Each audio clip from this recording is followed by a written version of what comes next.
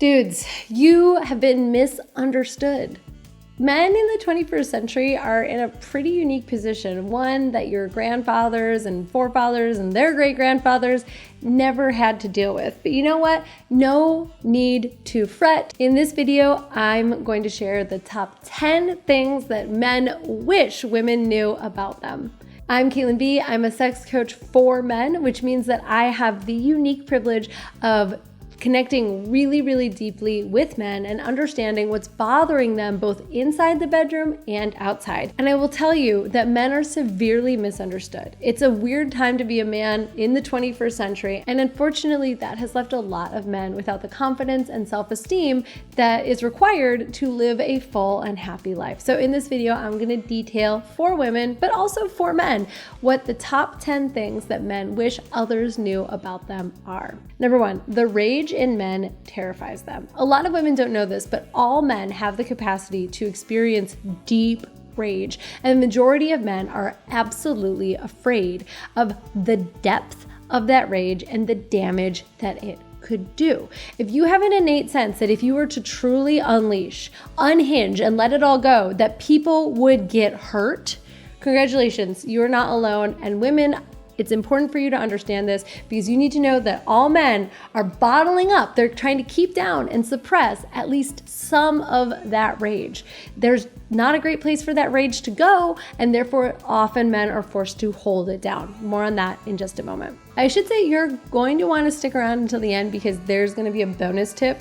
And I think that if you're a man or a woman enjoying this video, it's going to be pretty important to bring it all together. All right, number two, men have boundaries, body autonomy, and they do not always like to be touched. Just the same way as women, we don't want to always be touched. I don't like when someone comes up and tries to touch my head or my body in any capacity. Men are the same. And yet a lot of women don't respect this. They don't understand that men's bodies are also their own, and don't touch them unless you have their permission to. Same is true for their hair, their pecs, I mean, you name it. Don't touch anybody ever without at least getting their consent first. Number three, men are afraid of being seen as creepy and they want you to make the first move.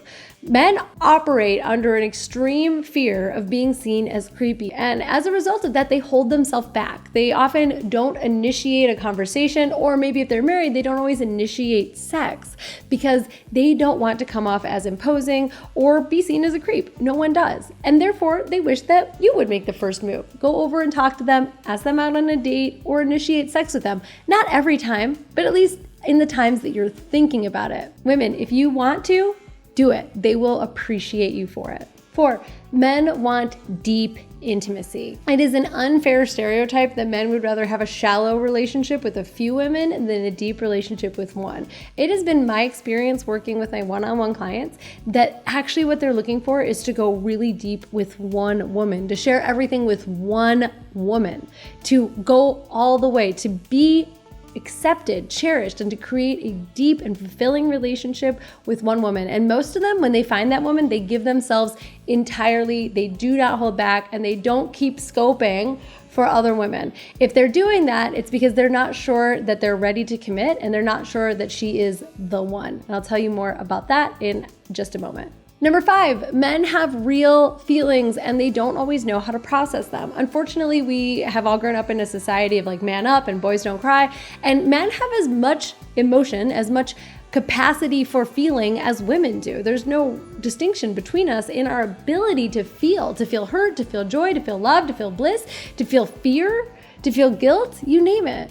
The challenge is that men don't always have a place to process those feelings. They don't really know how to process them, and they don't necessarily know how to communicate about processing those feelings. And so what happens is they keep them inside and they stifle them down.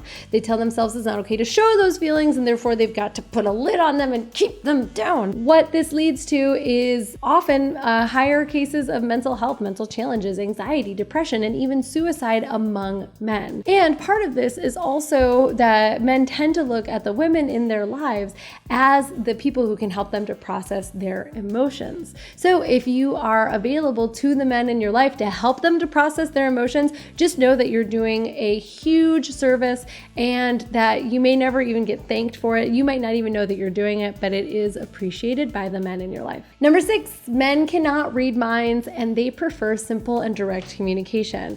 Where women may use a lot of flowery language and dance around a subject for a long period of time before finally getting to the thing, maybe not directly kind of. Men do really well with simple and direct communication. And again, they don't read minds. Women, you don't read minds. No one is, okay, there's a couple mind readers out there, but most of us are not mind readers.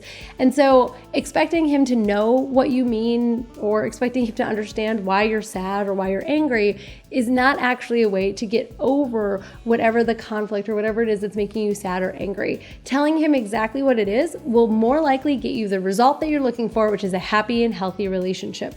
So tell him exactly what it is that's bothering you. I used to do this all the time before I was more aware. I would get mad at my partner, and then instead of telling him why I was mad, I would just close the door, lock him out of our bedroom, or tell him he was an asshole, or turn away when we were cuddling and expect him to understand why I was angry. Expect him to understand that I turned away because I was angry. And then when he didn't try to comfort me, I would get even more mad.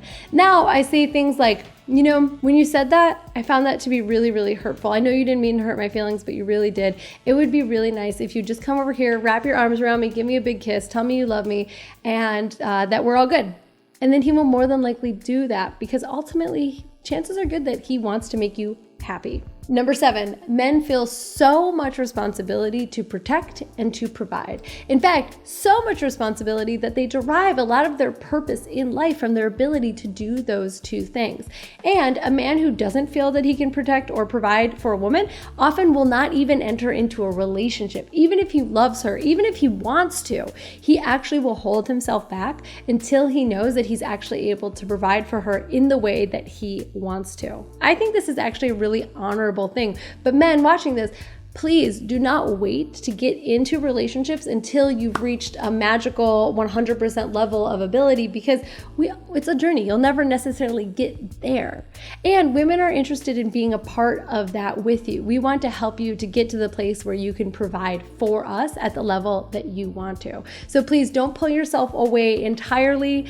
Do connect with women, do create relationships and sexual and romantic attachments, and be really, really clear that you're planning for the future and that you really want to provide and you really want to protect her in the long run, and that you're not going to fully commit until you're able to do those things so that she's not left wondering, what was it about me that he didn't like? Often, and I think women don't always understand this, men's status is determined in relation to other men. So it's great if a man has 10 women that really approve of him, but it matters more that he has one other man that really approves of him. All right, number 8.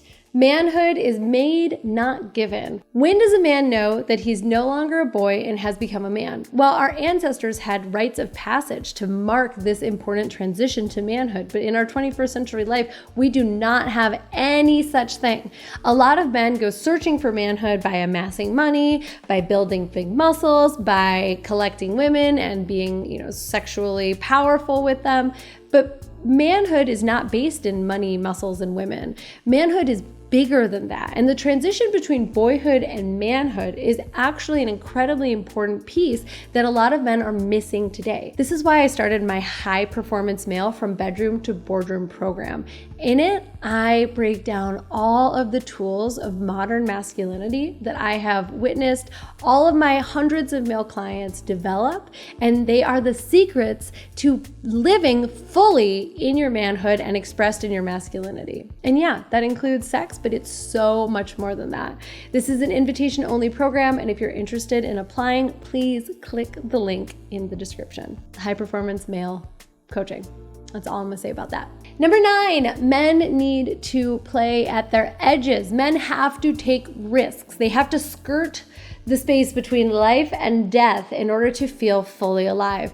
This is why they ride dirt bikes and go snowboarding and surfing and skiing, and why they do dangerous jobs. And as little boys, they climb up on stuff and jump over and trick each other and see, I bet you can't jump off of the roof and get hurt. And that is one of the most beautiful things about masculine energy. They need a challenge. They need to feel that they are living close to their edge in order to feel truly expressed. One time I had a client whose wife cheated on him and they were going to get a divorce. And what I instructed him to do was actually to go into the woods, chop wood, build fires, and reconnect with himself, his ability to survive, and his masculine center. This is because masculinity is forged in solitude, in silence, and simplicity. Femininity is made through connection, being in and around other people, the flow of life. Children, friends, parents, everyone, please, around, communicate, connect.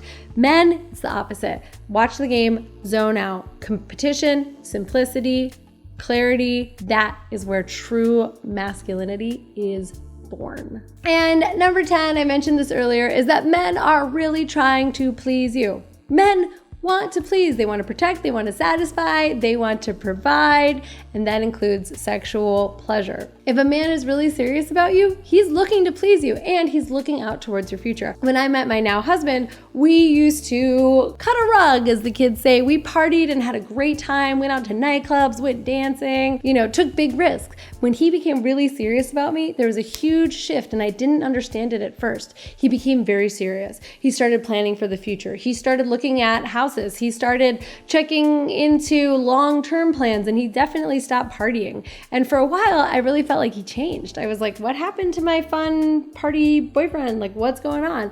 And I realized eventually that it was because he became very serious about me. He was no longer going to tolerate any risks. He wasn't going to tolerate me getting drunk and dancing on tables because he felt responsible for protecting me, in that case, from myself, and building a future with me. And if a man really loves you and he's really a strong, powerful in his authentic masculine, he is looking towards the future with the clarity and purpose of vision that men are known for. I hope it's clear. I love coaching men. I have so much respect and love for men. I think y'all are amazing. I think you're misunderstood. And I hope that this list of the top 10, and I could go on, there's many more. And I hope that this list of the top 10 things that men wish women knew about them is illuminating, not just for you women, but also for you men. If you feel more understood, and if this video helped you to understand one of the greatest mysteries of life, which is the dynamic in straight relationships between men and women, please give me a thumbs up and make sure that you are subscribed to my channel. And again, if you are interested in becoming a high performance man, very secretive, that's all I'm gonna say, fill out the link in the description below. All right, thanks so much for tuning in. I'll see you next week.